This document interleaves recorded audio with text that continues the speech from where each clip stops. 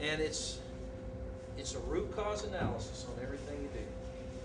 You know, you start looking at your high cost, your high incident crossings. You start to look at where you have trespasser issues. You start to look at where your failures are in maintenance away. How many Form Bs do you have? Do you have control of your right of way? I mean, have you ever looked at what a locomotive engineer has to go through just to operate a train?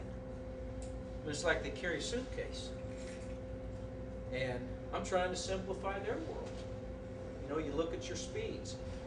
I mean, if I ask this group in here,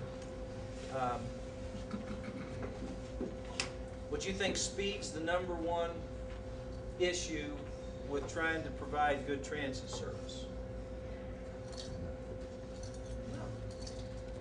You know, you start to look at what we expect, and you'll have different speeds, up and down, up and down, up and down, and you have multiple Form Bs that this locomotive engineer's got to pay attention to. And you know, design a system that you can have consistency, that you can smooth out the variability, that you take into account you have human operators of your equipment. You know, they have to be able to be successful. And if you've never had the opportunity to see what these guys go through with special instructions, their timetable speeds, their Form Bs, you know, the general code, all the things that they deal with on a daily basis, I want to make it as simple for them as possible.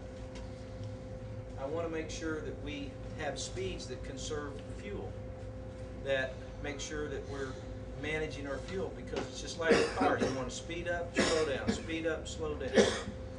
You know, so I'm going 30 miles an hour and I'm going 37 miles an hour and I'm back to, you know, up and down, and it's small distances.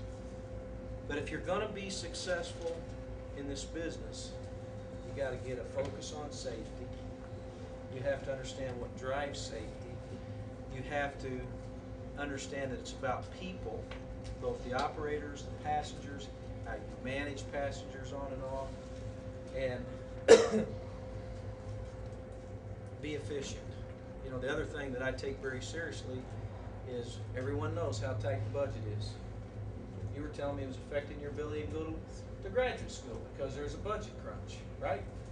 So we have an obligation to be as efficient with the funds that I'm provided in ensuring that we can provide the right kinds of services, the right kind of capital investments that are going to provide for those good transit options. You know, if we talk about, gee, we need a late night train because we go to Dodger Stadium, we take the bus, and I get home at night, or I get back to the LA Union Station, and I can't get home because there's no trains, right? And I'd love to offer more service. I'd love to have a budget that took into account how do we provide, you know, I've been gone from LA for 20 years. But I know the things that always are a draw. Hollywood Bowl, USC football games, for those, you know, Dodgers, Angels, the NASCAR, you know, there's all kinds of events that we don't provide service for. And I've got excess equipment sitting on the weekends. I'd love to figure out a way to use that equipment, to get funding, because who in the world in their right mind wants to drive to a USC football game? I like to go watch football, but I don't like to go fight the traffic. I'd love to be able to go to the Dodgers game and have a beer and not have to worry about how I get home. You know, we have a beautiful railroad. That's the other thing that amazed me. I've spent the last 2 Sundays out high railing, looking at the property. So I've been up to Ventura County, and I've been out to Lancaster this weekend. I'm doing the San Gabriel subdivision. And in my entire life, I've never seen a railroad this beautiful.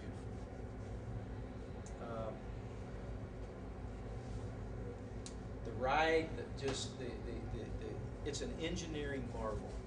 And I'm not an engineer, but my good friend Dr. Grimes is, so if you got an engineering question, he'll answer those. But, you know, we have fabulous infrastructure. We're gonna have some of the best equipment. We just need to figure out a way to get more people to ride our lines. You know, we talk about, we've got how many of you have heard we have an expense problem? We have a revenue problem. How much better would it be if I could just increase my ridership?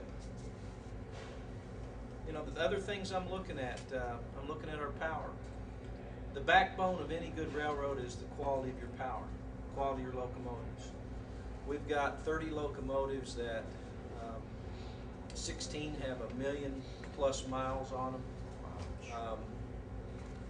Now, we put about 60,000 miles a year on a locomotive. So we've got 15, 16 with 1 million miles. Now, you think that equipment's tired? A little bit. It's tired. And I got to get some attention on locomotives.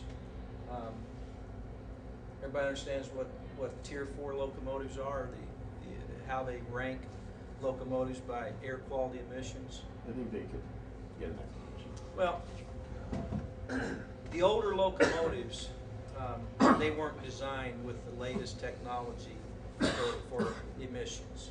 And so they come out with they developed a ranking system that ranks the efficiency or the cleanliness, I guess, of the locomotives. And it measures your NOx, your particle matter, what else, Dave? What else am I missing? NOx, particulate matter, basic hydrocarbons. Well, we've got a chance. You know, one thing I'd like to do, I'd like to upgrade the horsepower of the locomotives. Most of these are 3,000 horsepower. I'm working with the manufacturers to see if we can get a 4,000 horsepower locomotive. Now, what's the advantage of a 4,000 horsepower locomotive? I can start to add cars without adding train starts to move more passengers. So, you know, we're going to look to upgrade that fleet very quickly. I think it's critical if we're going to be on time that we have locomotives that are the cleanest, most environmentally friendly locomotives, especially in this part of the world, and to have locomotives that have additional horsepower so I can start to add cars to increase capacity for riders without adding train starts. So, you know, we're looking at locomotives.